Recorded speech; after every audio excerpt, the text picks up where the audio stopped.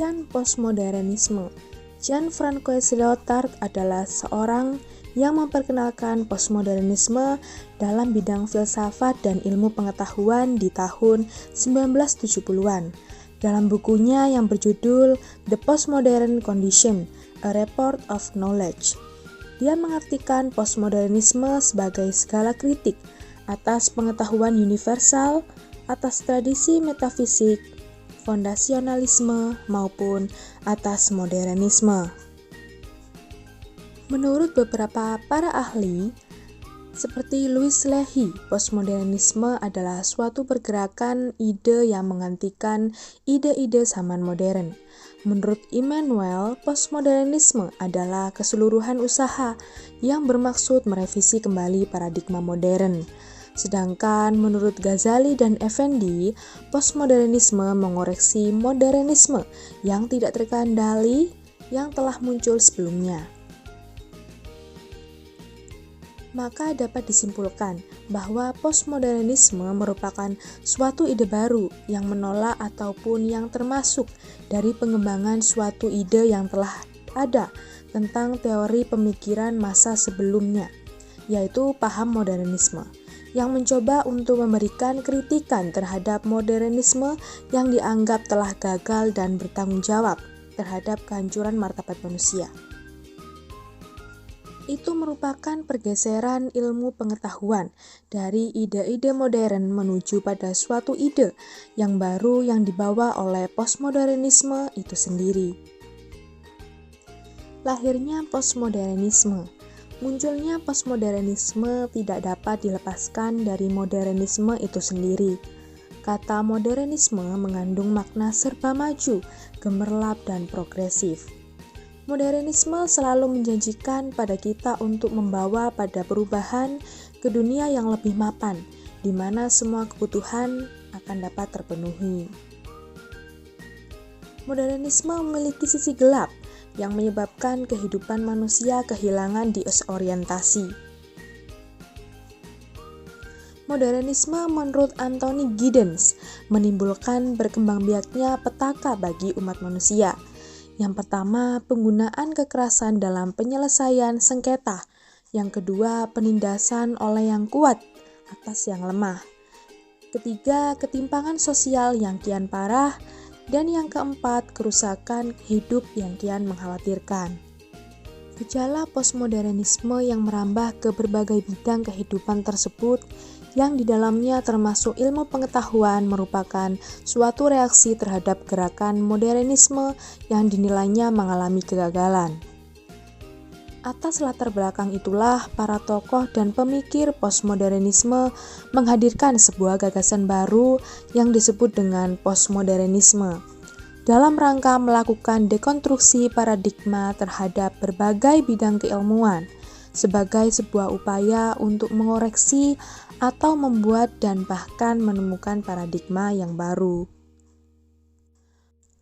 Postmodernisme seperti yang dikatakan oleh Derrida dan Lyotard merupakan antitesis dari modernisme.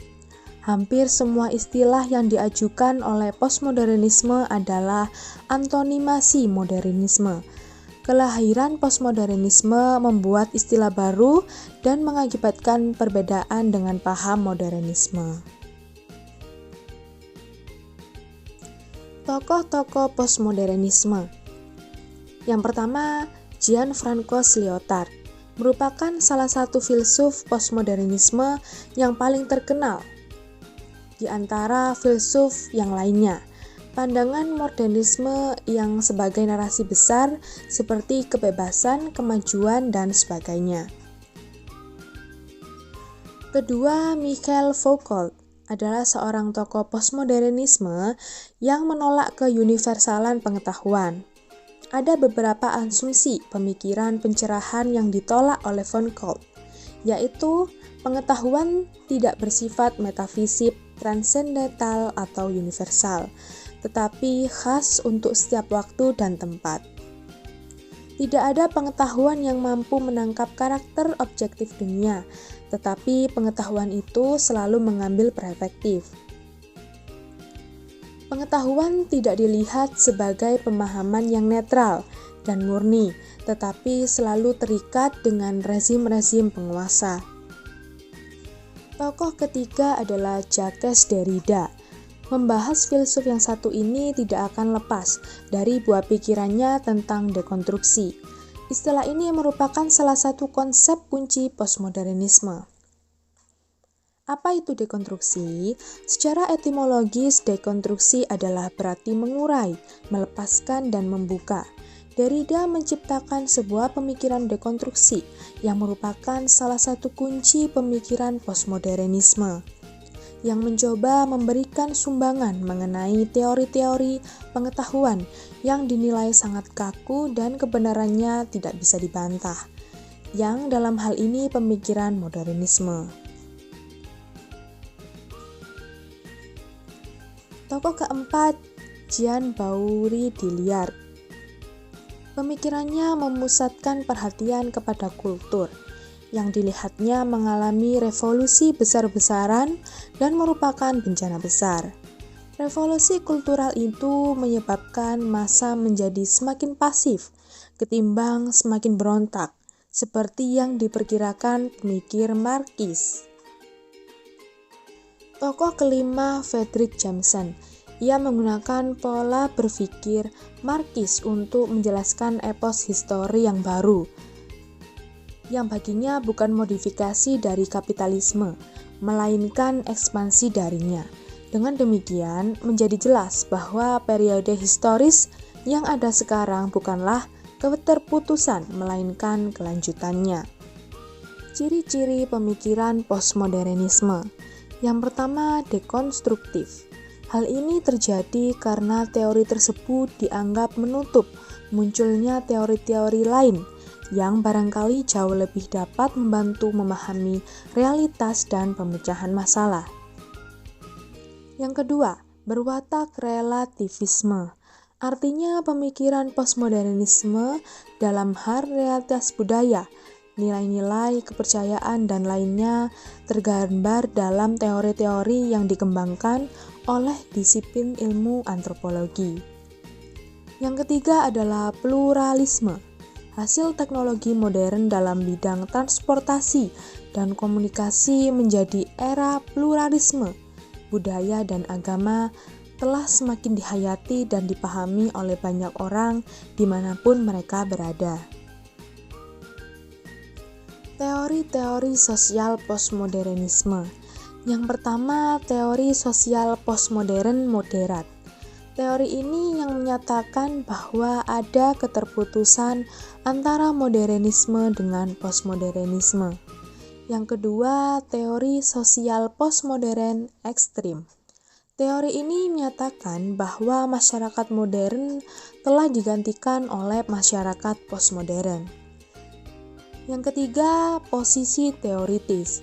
Teori ini berpandangan bahwa perbedaan pandangan antara modernisme dan postmodernisme bukan lagi dijadikan sebuah perdebatan, akan tetapi bagaimana keduanya bisa saling bergandengan dan saling melengkapi. Kelebihan postmodernisme. Yang pertama adalah perspektif postmodernisme dapat membuat kita peka terhadap kemungkinan bahwa wacana besar positif, prinsip-prinsip etika positif dapat diputar dan dipakai untuk menindas manusia.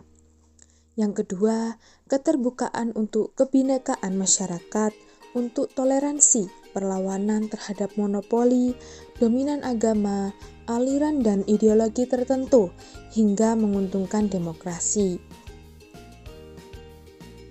Kelemahan postmodernisme. Yang pertama, postmodernisme yang sangat semangat mempromosikan narasi-narasi kecil ternyata buta terhadap kenyataan bahwa banyak juga narasi kecil yang mengandung banyak kebusukan. Yang kedua, postmodernisme tidak membedakan antara ideologi di satu pihak dan prinsip-prinsip universal etika terbuka di pihak lain. Yang ketiga, postmodernisme menuntut untuk menyingkirkan cerita-cerita besar demi cerita kecil atau cerita lokal.